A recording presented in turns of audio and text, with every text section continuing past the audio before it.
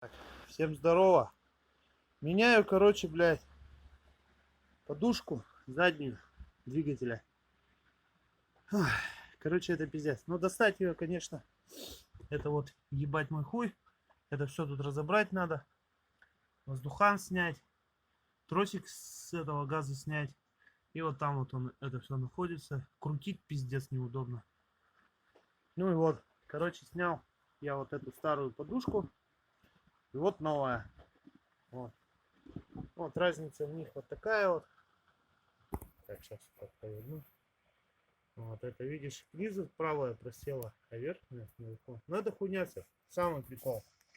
Тут резьба 1,5, а здесь 0,8. Сука.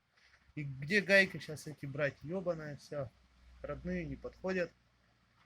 Так что на будущее сразу же, если будете подушку покупать, ставьте это, покупайте сразу же с гайками. А то это пиздец полный нахуй. Ну а так, снизу вот эти все гайки и на шпильках болты, это все снизу откручивается. Вот самая ебатня, это вот отсюда, вот отсюда, выкрутить нахуй, блядь, гайку.